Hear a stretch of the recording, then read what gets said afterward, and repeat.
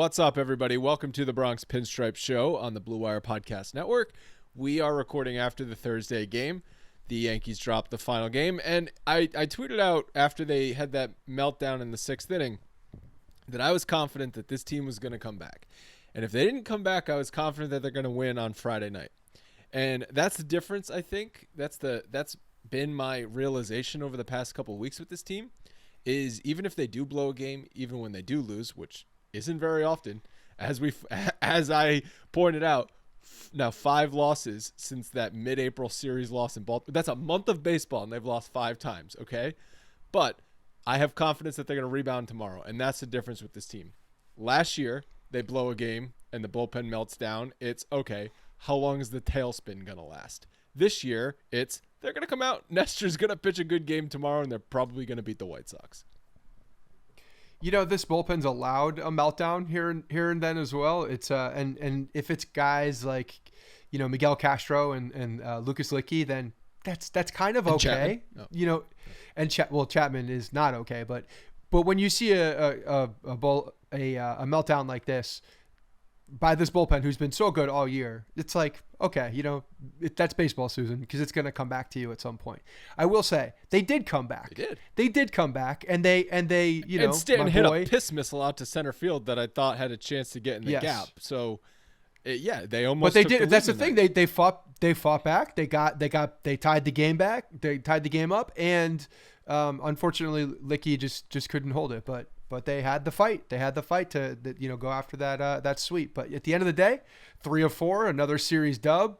Got it back from the Orioles, who have been a little bit of a menace. I think, was that their 3rd win of the season against the Yankees? Because that's it. I thought you meant in general.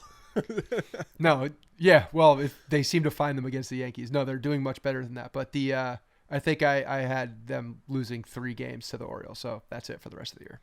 But I had that realization after the win on Wednesday night that the Yankees, when they lost that series in I think it was April 14th, 15th, 16th in Baltimore, we did that podcast right after that. We called it an embarrassing series. It was same shit as last year type of thing.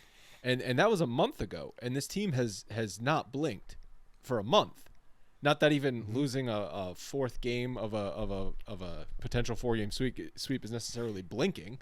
But it's a month of baseball, and they've lost that you can count on one hand how many losses they've had. Like I don't know. To me, that was kind of an amazing realization when I went through the schedule and looked at it. Like, not many losses sprinkled in there. You know, something that we have not brought up, I think, all year, which I'm a little scared to bring it up right now, to be honest. But it's coming to mind because you're actually recording in Rhode Island right now. How's your dad? Has your dad taken this season? Because there really hasn't been a lot to get angry about. I'm sure he's found reasons, but I'm curious as to what we haven't talked about this. How's your dad doing? One, and how's he feel about the season so far? So the thing about my dad, surprise, is the worse the Yankees are doing, the more we talk about the Yankees. And so you can imagine that the conversations are not happening on a nightly basis. I'm not getting the text messages. Like last year, I could bank on it. By 7:25 at night, I was getting a text message. Blank sucks. This bum needs to get off the team. Blah blah blah. But no, this year it's been a complete reversal for myself too. But like that's the thing. Maybe that's it. Maybe that's it. Maybe your hatred is fueled by the text messages that your dad sends. No, my hatred is fueled by dumb shit that we watched for the last 2 seasons, okay? It was fueled by the fact that they would boot the ball around or make a billion outs on the base paths or continue to not hit with runners in scoring position. Or when this team desperately needed a series win, Aaron Judge would be sitting in the 3rd game of a 3-game series in Tampa. Shit like that is why I was pissed off last year. Well, good thing that those things don't happen anymore. Now we've come to the year 2022 where the Yankees are the best team in baseball, and you know they just barely miss out sweeping another series, and that's okay, and we can say that and be fine with it. Right? No, that was my point. That losses are inevitable. You're going to lose games, and your bullpen, which has been elite all season, is gonna blow games even to the Orioles, and so that happens and you move on, and I'm confident that this team will move on and turn the page tomorrow when they're home against the White Sox. And I don't really. It's something that you can't necessarily identify why. It's just a feeling, and obviously that feeling comes with winning. But I don't know I haven't talked to a Yankees fan this season that doesn't feel that way. Even the most negative Neil Keefe, okay, our friend Neil Keefe. Yeah, put a name to it because there's a clear name. I text with Neil every so often. He had a second baby, so he's got a lot of shit going on in his life, and I'm like, hopefully the Yankees are easing some of your stress. Yeah, they are. The only thing he ever tweets bad about is Aaron Hicks, because Aaron Hicks is the worst freaking player on the team, and that is something to tweet bad about. But the rest of it has been positive. Yeah, things are going well when Keefe can't find the negative in anything else beyond center field. So, and not even center field as a position, because Aaron Judge is manning the position just as much, which is a positive thing. So, good. I'm glad. You know what? I'm glad this year is turning those frowns upside down on a lot of folks. I'm happy. I'm happy for them. Well, let's quickly just talk about Aaron Hicks, because he came up totally organically in conversation. He's been the weak link. He's on the team. You want to call Gallo a weak link too. Last episode we highlighted the fact that Gallo has actually been pretty decent over his past 2 weeks or so. But Hicks is in an absolute tailspin. He had a number of awful at bats again today in key spots with runners in scoring position, and he had a play in center field when the Orioles took the lead. They tied the game. It was a sac fly. And he took a little bit of time. I actually didn't notice it in real time. It was a sac fly to center field. Then I took a little bit of extra time, and forget who was running on first. I think it was Nevin running on first, was able to tag up from first to second, and that gets a runner in scoring position on a sac fly. And that's unacceptable on a fly ball to center field. You can't let the runner tag up to second base. Maben, credit to Maben on this. He was all over it right away, saying Aaron Hicks needs to get that ball in way quicker. He knows there's no chance at home, so you're not even worried about that. Just fire the ball in as fast as you can to second base, and maybe the runner doesn't get there, and maybe that doesn't lead to the go-ahead single. And so it's if you're not going to play stellar defense, Aaron Hicks, and you sure as shit aren't going to do anything offensively, you got to bench him. You got to just bench him. Call up Florial, play someone else. Aaron Hicks is the worst player on the team so far this year. What is the point of continuing to play him right now?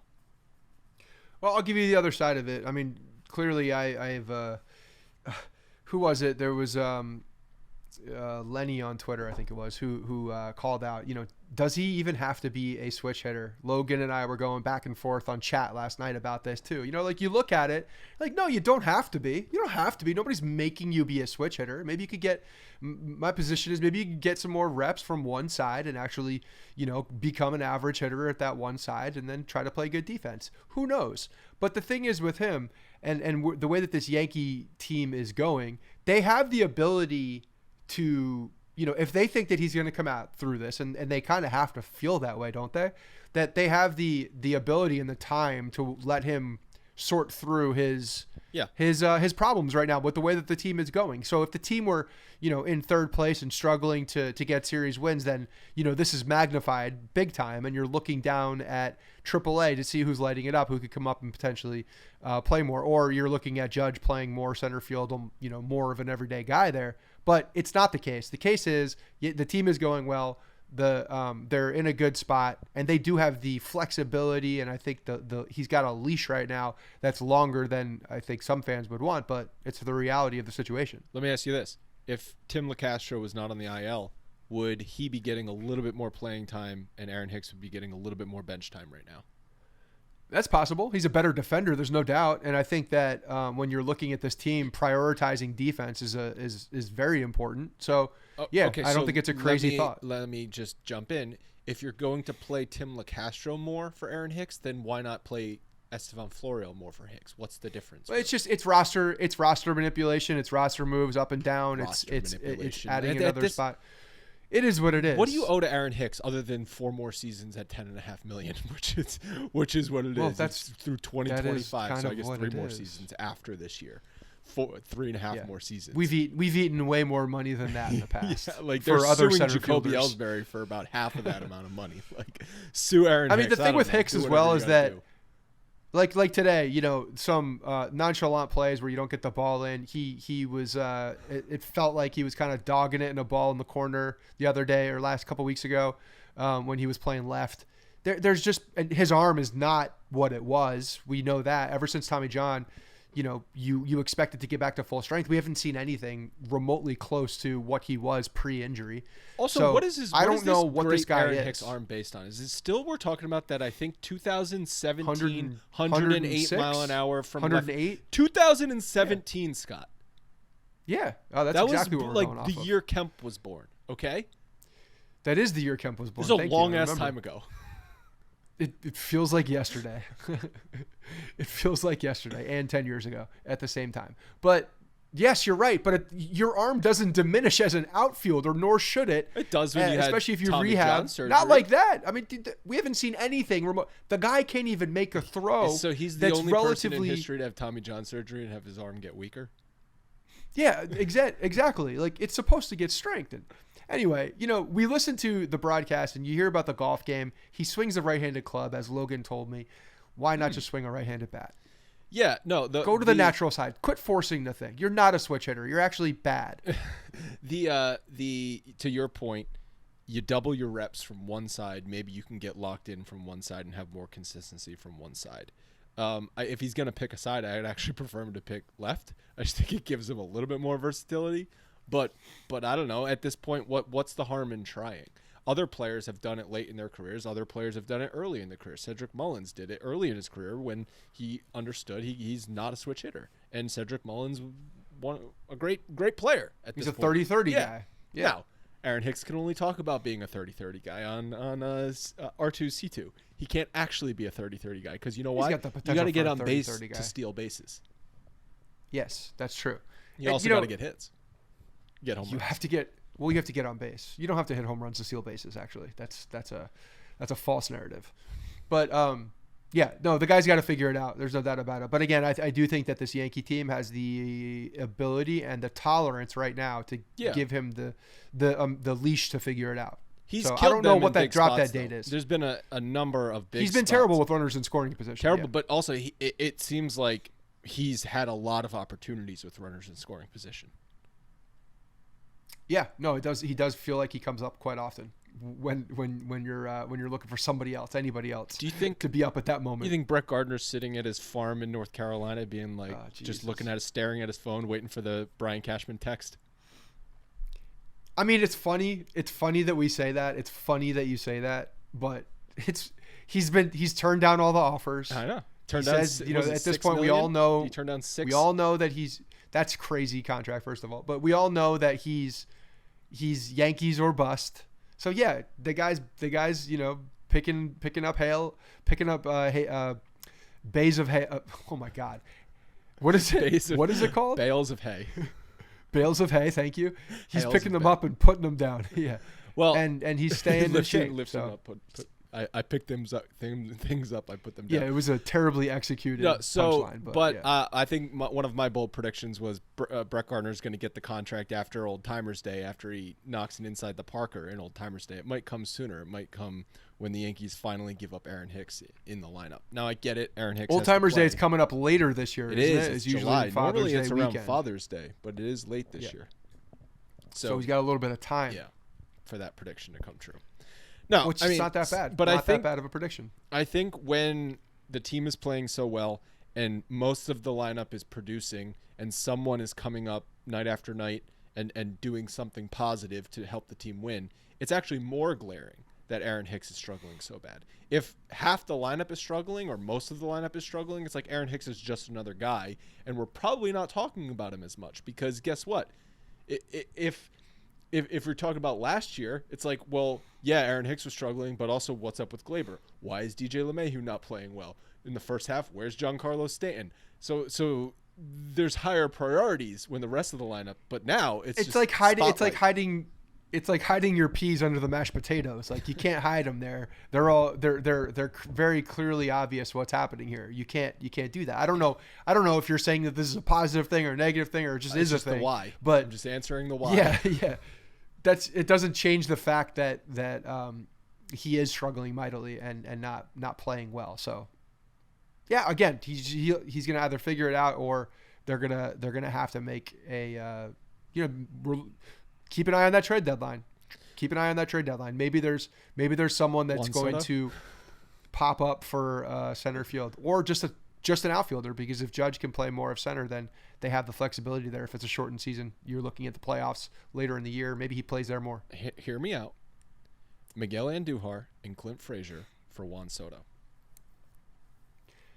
Oh, I don't know how the value will be there because Andujar is going to be the starting left fielder soon, I think, for the Yankees by middle of June, maybe early July. What are they waiting for at this point? I don't know. I'm waiting for them to pull the trigger on this. All right. I know Joey Gallo had a good little stretch, and that was great. I'm proud of him. That's nice. But I can't handle the 0 for 14 or over 13, whatever it is. Got a walk in the ninth inning today to pass it over to Stanton. That was a good at-bat. Yeah. I mean, he hit a missile down the right field line that would have been at least off the wall if it's fair. And then he got a walk and pass it to Stanton, who's one of the Yankees' hottest hitters, who hit the piss out of a ball. It was just right at the center fielder. Positive. Yeah, he did. You're talking about positive and negative at-bats? That's a positive at-bat. Aaron Hicks, that is a positive only at-bat. Negative at-bats. He was given that walk on a silver platter. It was a bat. He battled in that at-bat. Okay. But, yeah, so I'm not bitching about Joey Gallo right now. I'm not doing that because that's not what we're doing. We just won the series. Let's go back to Monday's game. So, quick math question for you. What is 6 plus 2? 10. It's actually 8, which is a half a run under the 8.5 that you took the over on. Win bet saying 8.5 over, under. I took the under. Barely won that.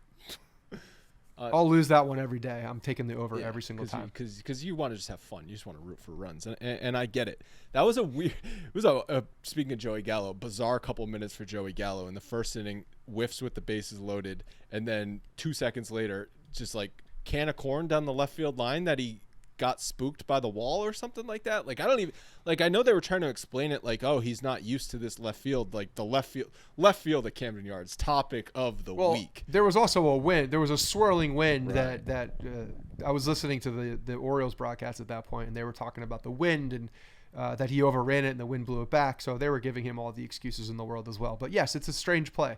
Gold Glove left fielder Joey Gallo needs to make that play after he's terrible at the plate. Trevino 3-run home run right down the right field line. First Yankees catcher with a home run. And I believe you said, 25 for Higgy this year? Yeah, for Higgy. When I saw that, I was like, oh, my God, Higgy has not hit a home run yet. That's crazy. That is crazy that he has not hit one yet or just fallen into one because by now, he throws the bat out to the middle of the plate enough and will connect with a ball. But no, Trevino, talk about what a find he has been for a late ad just before the season starts. You get the Ward vet who is now undergone surgery and will be gone for another 6+ weeks. Who knows if we ever see that guy? We're not even sure he really exists. Too muscular, very muscular. Too many weights being lifted. But Trevino's been so good, and now a very trusted catcher behind the plate. Some would say more trusted. 4 out of 5. Some would say 4 out of 5 starts catching Garrett Cole. But when he just when he chops that ball down the right field line and it goes out, it was beautiful. It was beautiful, and I was very happy for him. Yeah, and Severino pitched really well too. He allowed the one hit. It was a home run to Santander. I looked up some stats on him. So Severino's ERA is 3.63, but his expected ERA is 2.73, which is the 87th percentile in the league. And everything on a StatCast page is near the top of the league except barrel percentage, which is right in the middle at 50%, and chase rate at 38%, which is low. And I was kind of trying to make sense of what that means. Why is Severino not getting guys to chase?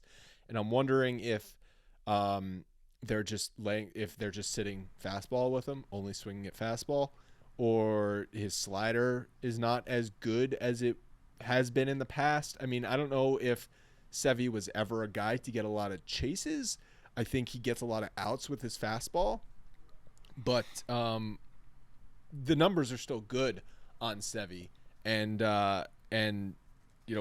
actually his numbers could be better if you're looking at expected stats.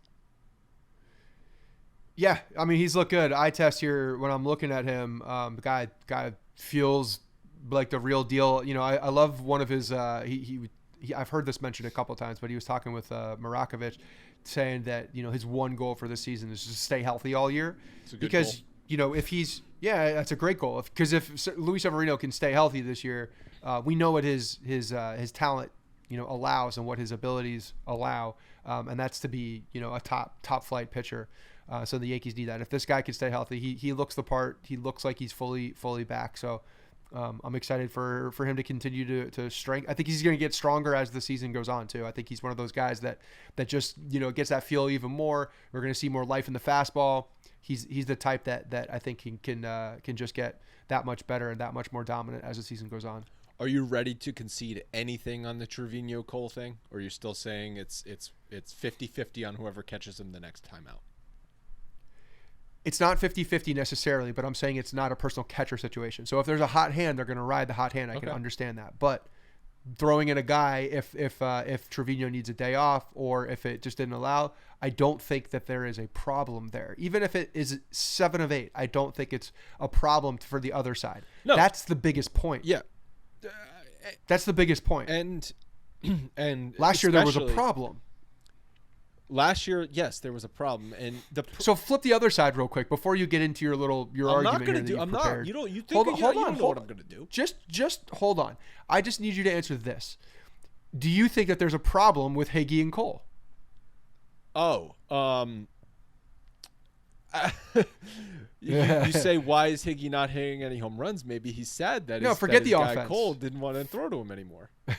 Well, I mean, he hasn't hit a home run yet this season. He was throwing to him early. So. I don't think there's a problem with Cole or Higgy. Like Higgy caught because Cole is that not the overwhelming problem for having a personal catcher is if there's a problem with a guy catching someone on a given day, right? Yes. Isn't that the overwhelming problem? Because sometimes you'll pop into an emergency or we kept making the argument that Gary Sanchez should be the Yankees starting catcher because he should have been the offensive force that we all wanted him to be. So my argument, at least, I'm not even going to lump you in with this. My argument was if I'm starting game 1 of a playoff series, I don't want Higgy's bat in the lineup. I want Sanchez. Right. But as we found out, Sanchez was just a problem. He was a problem through and through on this team.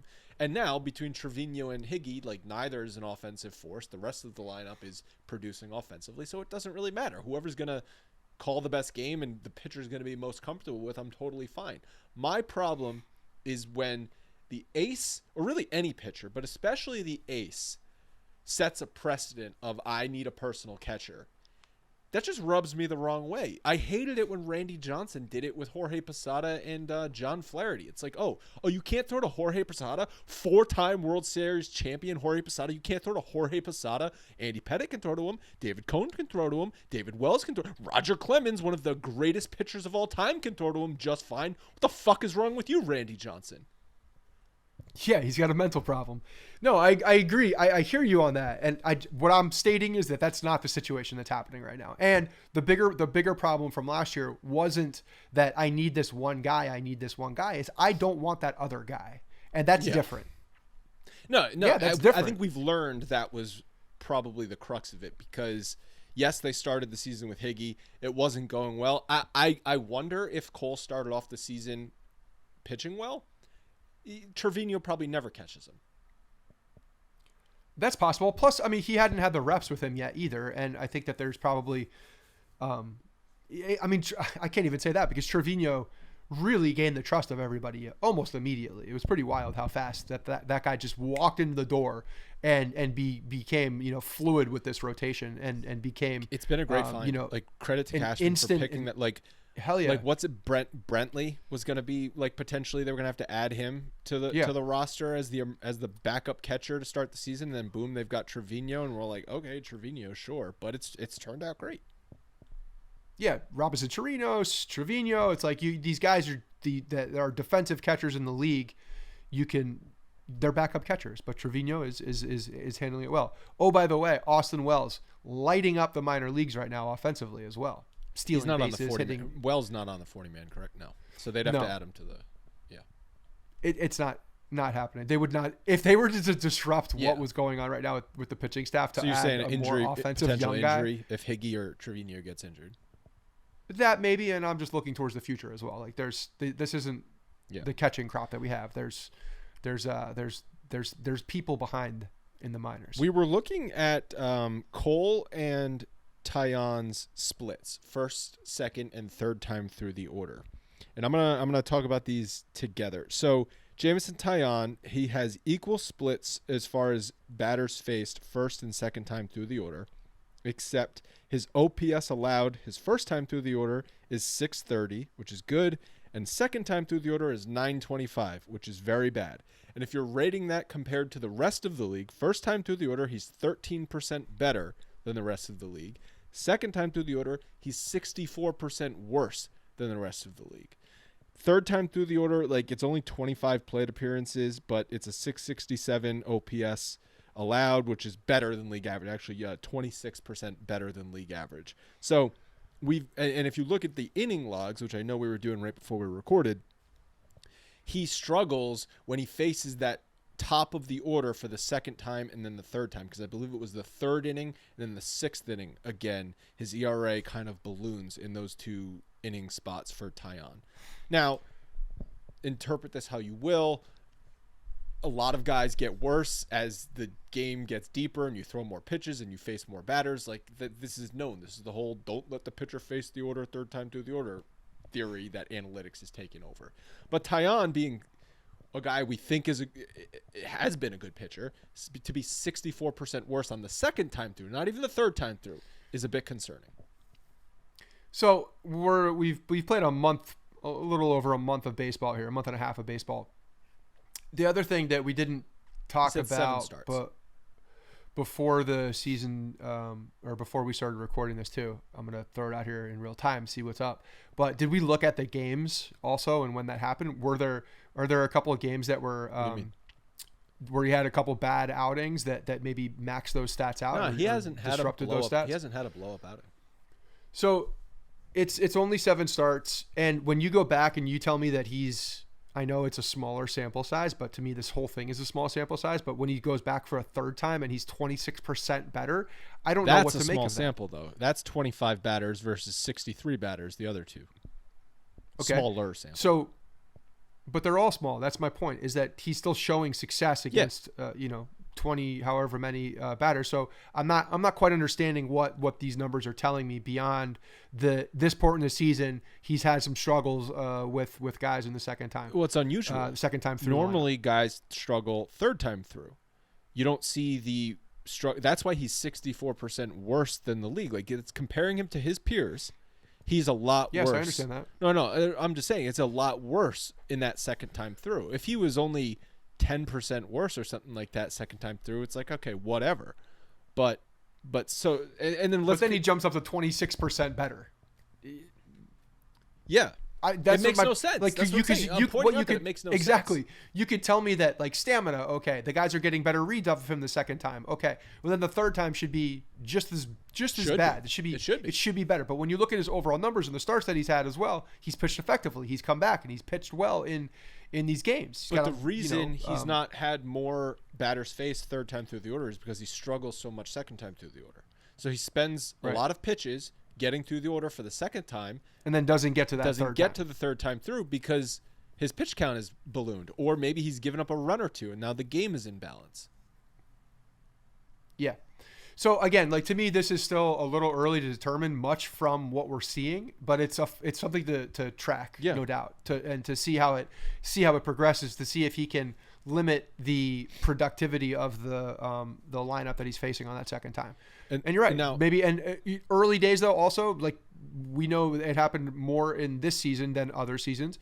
Pitch count was definitely looked at a hell of a lot more early in his first few starts. So that's another thing that I think could affect this as well, is he wasn't even allowed to get to that third time. And that second time he was really at the top of his pitch limit, but it was much lower because they lost a week of spring training and they didn't have as many reps. So I don't know. Numbers are a little skewed for me. On the flip side, Cole, classic power pitcher. First time through the order, he struggles. He is 14% worse than the rest of the league, OPS-wise, than on his first time through. Second time through the order, he's allowing a 404 OPS. 404 is freaking insane. He's got an 18 OPS plus split in that, which means he's like 82% better than the league his second time through the order. And third time through the order, he's basically league average. So he figures it out. after that first time through the order. And we've seen that so many times with power pitchers over the years. It's like, oh, once he figures, got to get to him early. Once he figures it out, then you're in trouble. Severino's a similar way too. Severino, once he gets into a game, he becomes very difficult to hit. But again, see, even you said that Cole goes back to league average on the third time. We need Cole to be significantly better than league average on the third time around. 2%. Can't be just a league average. Oh, wait, hold on. I was wrong about. Oh, wait, no, that's number of pitches. Yeah, third time through the order, 98 OPS plus allowed, which is 2% better than league average. So again, I understand we're looking at these for trends, and we're looking at numbers to just keep an eye on for future starts as we're seeing here. But it's a small sample size, and these numbers I think will really show themselves probably halfway through the season. It's probably the first time I'll really take stock in them. Yeah, and just sort of rounding out. I definitely want to talk about the left field wall. So Judge hits the ball off the very top of the left field wall in Tuesday's game. Then he hits 2 home runs to center and right field later in the game. Stanton hits a rocket off the wall today and gets a single. And then later in the game, Stanton hits a home run to left field. This blew my mind. First visiting player to hit a home run at Camden Yards in left field this year was today. That is crazy. So it worked. It worked. That's the thing. Like, bitch about that left field wall, think it's stupid, think it's ugly, think they ruined Camden Yards, one of the best looking ballparks in baseball history. Fine. I kind of agree with you. But mission accomplished if you're the freaking Orioles. Keep Stanton, keep Judge, keep Vlad Guerrero Jr., keep all of these monster right-handed hitters in our division in the park. It's May 19th, and that's the first home run to left field they've allowed. One of the first things, the first time we played the Orioles, I think I mentioned this on the show, but the Orioles broadcast was talking about left field and the reason why they did it in the first place. And it's so that they can attract free agent pitchers to Baltimore and give them more of a pitcher's park so that it's attractive. You can get better numbers there. So this is exactly what they were trying to do. They were trying to keep these home run hitters inside the park going to left field. So, I mean, people can, first of all, the trolling of the Yankees talking about the plug and play park or whatever it was, like, build your immaculate. Own park, I love build it. The park. Yeah, it's funny. Yeah, I love it. I think it's amazing that they're doing it. It's amazing that they're leaning into this trolling of the size of one's ballpark or the not that there's anything Those wrong who with live that, in glass houses. Yeah, but they're doing it on purpose and leaning into it. I absolutely love it. It just shows the type of looseness that this team is playing with right now, and they should continue it. But no, it's accomplishing what they wanted. You're right. I don't think that I realized when I talked to Eric RDT, Barstool Orioles writer, we did the preview pod. He said, I moved it back 27 feet, made it like a 13-foot wall or whatever. I was like, oh, wow, that sounds significant. But, like, it is very significant if it's a month and a half into the season and just now has a home run gone over the fence. When you move it that far back and then you give it some elevation as well, Please, yeah, you gotta hit a shot. And you know what? I kind of like that. Like, yeah, Judge should have had an extra home run. Like, it was a home run in every ballpark except Camden Yards. But I don't know. That's kind of fun. It's kind of fun to, like, play in different parks and, like, something you think is going to be gone is a double off the wall or a triple. Like, he actually would have had a triple, except he was thrown out at third base. He came off the bag. It's like, I don't know. This kind of it's interesting. Yeah, it adds another dimension.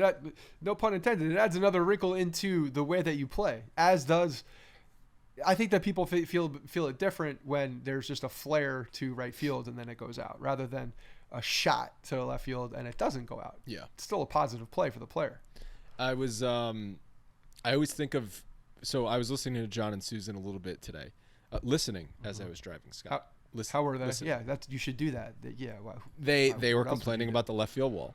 And I was expecting Sterling to bring up the fact that the original Yankee Stadium left center field was like 500 and something feet. It's like I can only imagine if dimensions of old were in current days, how people would freak out. But I don't know. It was very funny trolling, especially when Judge still had a monster night.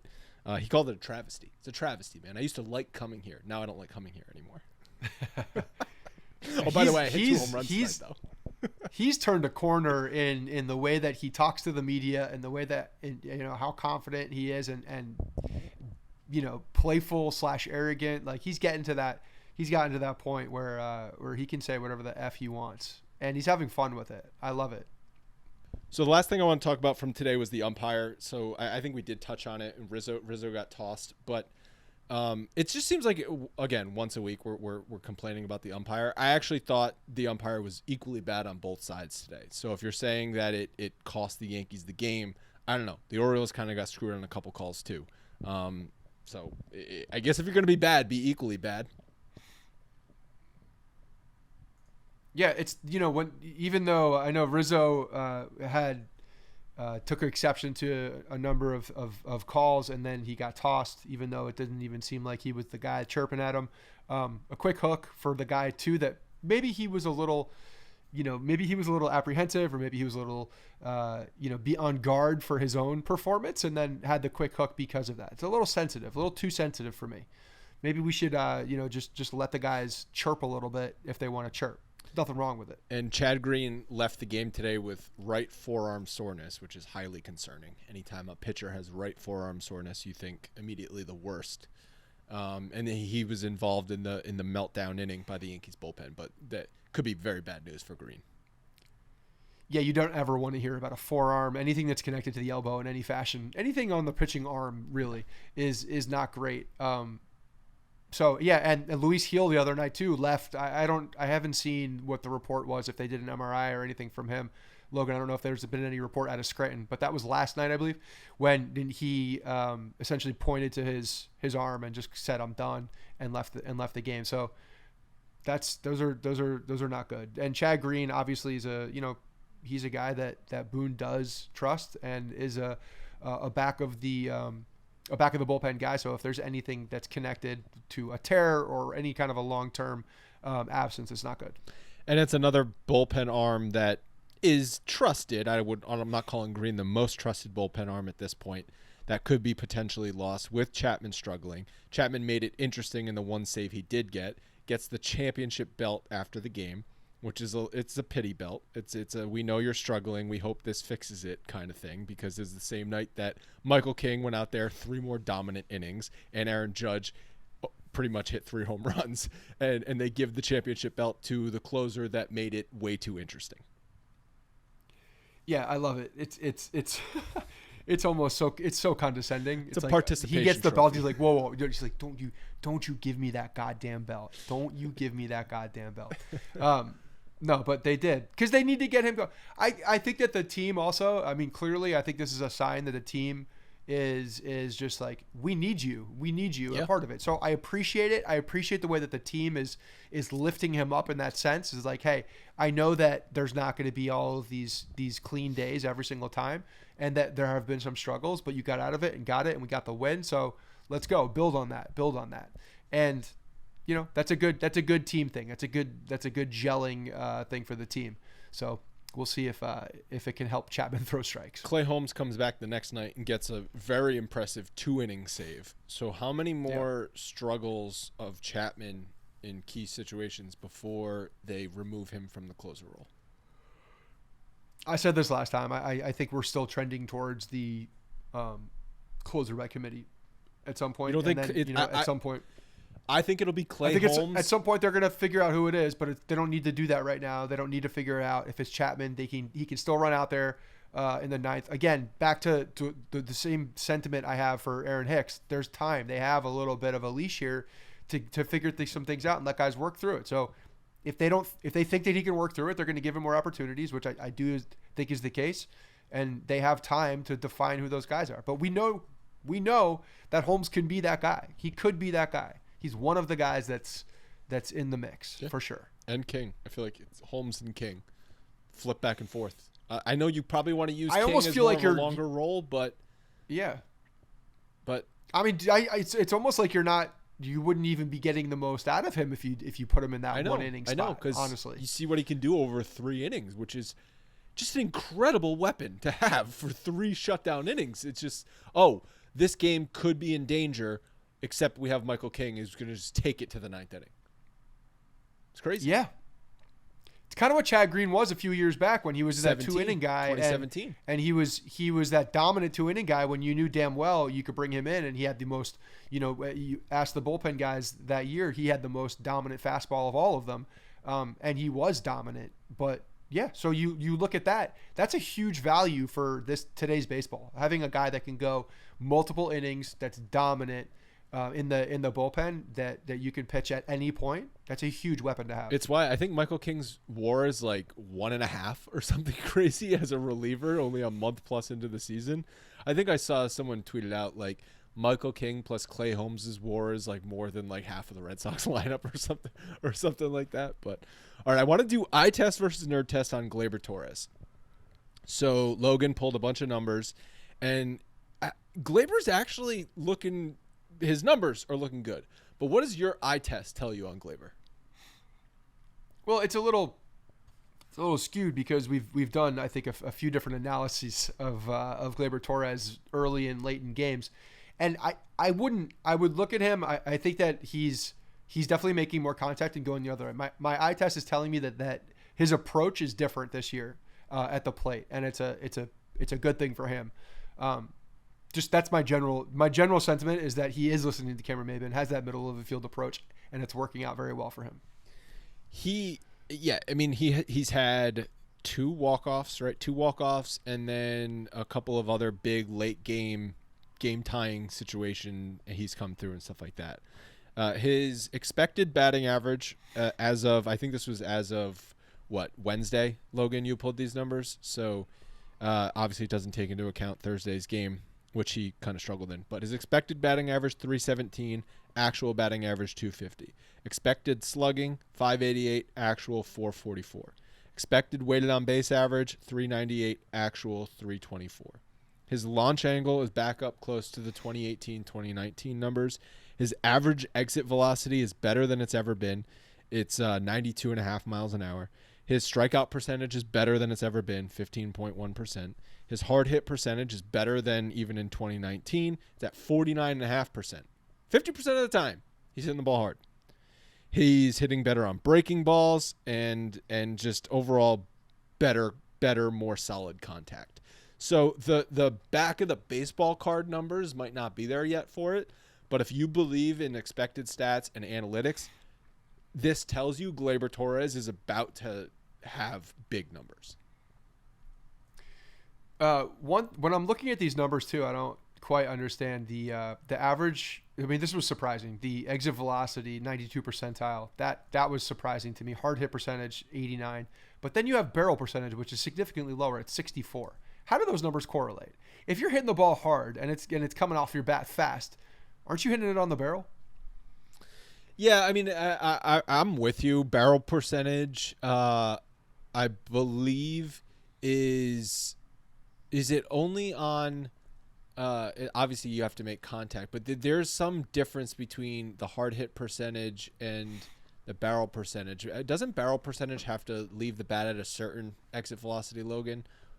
Or how do they calculate barrel percentage, I guess, is my question. Is it on exit velocity, or do they actually know where it hits on the bat? Barrel percentage. Hard hit is just any one hit with an exit velocity of 95 miles per hour. I would probably assume that barrel percentage has to do with all swings and all times he's made contact, not just hits, if I had to guess.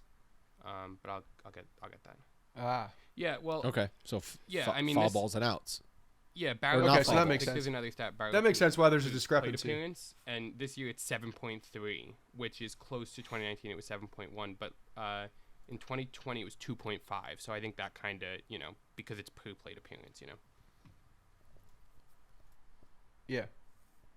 But so if I'm looking at eye test, nerd test, that was one of the ones that stood out to me. I wouldn't have expected him to be at the top of the class for hitting the ball hard, right? Especially as but you know what that does? That just proves to you how when you're not trying to hit that ball out of the park and you're just trying to drive that ball up the middle or make solid contact, that's exactly what you do. You hit line drives. Line drives are hit hard. So like his double in the first does make inning, sense. Double in the first inning on Wednesday to right field. Like Santander was actually playing kind of shallow. I was surprised like how shallow. Yeah. But that was That's the swing you want Gleyber Torres taking every single time. Yep. He didn't try and pull the ball. He didn't swing out of his shoes. He just hit a line drive to right field.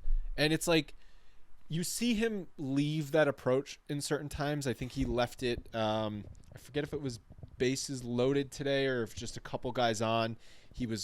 I thought he was over swinging and he was just sort of in between. And at least you've seen him fix it, right, from game to game. Whereas last year, it was overswing after overswing after overswing. It was just like, he can't get out of What's weird this. about him, though, is what's up, his line drive percentage, which is obviously how often he hits a line drive, hasn't changed. I mean, it's slightly up. It's up by about 2%. But his fly ball percentage is really what's changed. And he's hitting the ball on the ground a lot less, hence less double plays, which is better for the offense. Right. Fewer ground balls. Yeah. So his ground balls have turned into fly balls, not necessarily line drives. Or you know what I mean. Or his line drives turned into fly balls. So that's the thing, and then the ground balls turn into line drives. But if you have that approach, then that's what's going to happen. I've been saying this all along. When you're not trying to hit the ball out of the park and you're trying to hit line drives, the ball's going to go out of the park because your swing is just that much more clean and level. How many home runs does he have? Does he have 2 home runs? Like he has 5? Yeah. I wouldn't have guessed that. the walk-off home he run. Needs to just bottle this up. Bottle this up and keep it going and stay on it. Clearly he's committed to this approach, whether it's a new approach or an extension of the old approach. It's working, so I'm happy for him. I think the eye test versus nerd test here is, for me, my eyes have told me he's been better, certainly better. Looks better than previous years. 1 error in the field, I believe, as well, right? Yeah. So there's something translating from both sides. But I was not expecting his expected numbers and StatCast numbers to be this good. I thought that I was under the assumption that we all feel better about Gleyber Torres because he's had a lot of big moments. And when you have a lot of big moments as a player, even if you've struck out 3 times before that, if you come through in the 9th inning, no one gives a crap about the 3 strikeouts. Right. But that's actually so in this case, the eye test and the nerd test for me did not match up. He's been better. No, I'll agree with that. No, I agree with that. I think that you're right. The late game, the late inning heroics are the ones that stand out in your mind, and it's hard to go past those and remember all of the things that happened before that weren't as positive or even weren't as good. Like those just stand out. So I totally agree. And if these expected numbers are, a telltale sign of what is to come as they are supposed to be, then he's seeing the ball well. He's clearly hitting the ball well, and all of the numbers are really doing. So does that mean also that he's been a little unlucky? Is that fair to say with his BABIP? Is that a point where, okay? Yeah. No, That's I mean, good. if your actuals are significantly worse than you're expected, that means you could be a little unlucky. So I know you've been may the luck find him. You've unfortunately been stuck with the Orioles broadcast this week because you're in that territory. Is Gary Thorne? Gary Thorne has not been there. He's no. not right. He's sick, you know who right? it is. It's I'm not sure, but it's what is his name? I forget. I only remember one of them. Ben. He used to pitch for the Orioles. Anyway, I'll think of it. So people this week not too thrilled with the Michael Kay, Carlos Beltran, Cameron Maybin booth, and I think we tweeted out on the @YankeesPodcast account. What are your thoughts on this booth? And overwhelmingly negative feedback, especially on Carlos Beltran. A little bit less on Cameron Maybin. Now, they're not as good as obviously David Cone and Paul O'Neill and Michael Kay. Like, if that's the bar we're measuring against, it's like, of course these guys are not going to be as good. But listening to today's broadcast, I actually thought they had some good things to say. Now, you might think the banter is a little painful, and Carlos Beltran sounds a little bit out of place, sounds a little bit uncomfortable. I think Cameron Maybin and Michael Kay have not quite clicked yet, chemistry-wise. But it wasn't like an absolute train wreck like people are making it out to be. We're spoiled with having David Cone and Michael Kay and Paul O'Neill that have been doing this for years together. There's a chemistry that happens between a play-by-play guy and a color commentator, and then you all of a sudden add 15 people into it, and they change seemingly every year. Every other year you change it. Cameron Maybin has never done this before. Beltran has never done this before. Not in this occurrence. This is exactly what happens. You got to build chemistry with people. Just go back to 7 years ago when we started this podcast, and the back and forth is not the same as it is. You establish a cadence. You establish a chemistry with the person so that you can be the yin to the yang. You can feed off of them. You can do the things, and they just haven't gotten there yet. I think Cameron Maybin has gotten much better since the first game he called. I think he's good. I like him, but at the same time, I think a lot of this has to do with your personal preference and what you like in a game caller. I like when players are color commentating on a game because they give me nuggets that guys who didn't play can't give. And especially when you get guys who are more recently out of the league, you're getting more things that are happening in almost real time. Maybin was playing last year. He was on the Yankees team 2 years ago. That's a guy that knows a lot of the people in the dugout. He's got things to say that are very personal, and they're all legit. They're all honest things. Like, you can't get that from anybody else unless you were in the dugout. So I appreciate the things that he's saying. Beltran, I think, is a little rougher on the edges, but again, they just started doing this. You can't expect someone to be a 10-year pro and have chemistry of a group that's been doing this for 10 years together in the first month of a season. It's impossible. You just can't do it. That's not how this works. You got to get reps. Beltran just seems really, really tentative, and it's like he's waiting for one of the other guys to kick it to him, and that's hard to do repeatedly over the course of 9 innings, over the course of 4 games. It's like you can't always kick it to the guy. The guy has to bring something to the table. The elephant in the room here is like what's going on with Paul O'Neill and why. Like, one, why is he still broadcasting from his home? I think we all know the reason. And 2, seems like the Yes Network they can't fire him. They're not going to fire him, but they're taking him off some broadcasts because of it. Like, I don't know what else to think. It also could be Paul just like, I don't want to do it as many games as well. You can't. Paul O'Neill is an interesting guy because he does what he wants to do. It seems like, Paul will go and do the things that he wants to do, and if he doesn't want to do it, then he's not going to do it. And that's just that's he's getting his Studio number 19. retired. Like, he's going to do his thing. He's getting his number. I know. So you think that they're going to purposely pull him off of things when the year that he's getting his number retired? No.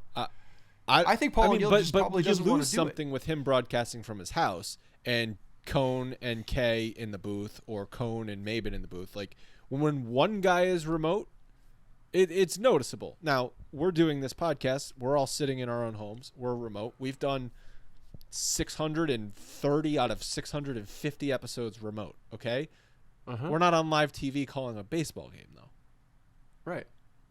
No, it's true. And again, you get into, that's another rhythm that you get into. If you're remote, then you have to understand the differences in something that's remote. But it's one of the sacrifices. And, maybe he's not willing to travel as much anymore, and that's why they have to bring on some of these other guys, and that's the case. You know what I just thought He doesn't want to travel. Doesn't want to travel. Have we ever done an in-person episode together sober? Sober? I hope not. I don't think so. No, I think we did. There was one in Boston when I was up there with Kemp that we did in the apartment I was staying in. Okay. I don't think I was drinking then. Overwhelmingly, though, in-person episodes. I mean, I probably had a beer while we were doing it, but we did have beer hammered. Because there was a brewery that I wasn't outside Yankee Stadium hammered, pissing on buildings. If you remember, we were drinking a beer from a brewery that we are no longer sponsored by. Oh, at that point in Boston when we were doing that? Yes, I don't remember that. Yes, I remember that vividly, actually. But yeah, no, the joke is that we usually record in person after playoff games and many, many beers deep. So anyway. Yeah, I mean, that's all I have to say. Anyway. Do you have anything else you want to talk about before we wrap this thing up? No, we're just going to play the same teams over and over again. We're going to Tampa next Chicago week, Tampa White next Sox. week. That's something to look forward to. That is something to look forward to. Obviously, these are big games for Tampa, I think, more than anybody. When you look at the way that the standings are playing out, they're circling these games as, you gotta make a little bit of ground up. Not to say that nothing is unsurmountable from May. They're 5.5 back, I think. You wanna prove something here. I think if you're the Tampa Bay Devil Rays, we're starting to see with the injuries pop up for the Yankees. Like even Gonzalez left the game with something in his knee today, and they emptied their bench. Like their backup catcher is in the game today. You're starting to see the effects of 23 games in 22 days or something, and it's all going to end with 4 games in Tampa. Like it's a tough series. Yeah, on the concrete of the Trop. So we'll see what happens there. It is a tough series. I think that the Rays got to be circling that series to make up the ground, and because it could really be a reset for them if they take 3 out of 4 from the Yankees. It's like yeah. Yankees have been on such a roll. So yeah, Tampa, and I never count Tampa out. Oh hell no, they're a tough team. They're a good young team that can hit and pitch. So. Yeah. And they do have an advantage when they play in that Trop. They have an advantage in that place. All right, that's going to wrap it up for today. Shitty place, but they have an advantage. We'll be back at you on Monday. Make sure to submit your mailbag questions. I know we already got a couple that we'll be discussing. You can tweet us your mailbag questions, or you can submit them at bronxpinstripes.com/podcast. And definitely call up the voicemail line, 646-480-0342. Babe Ruth, Mariano Rivera are the last 2 numbers. All right, we'll talk to you guys on Monday.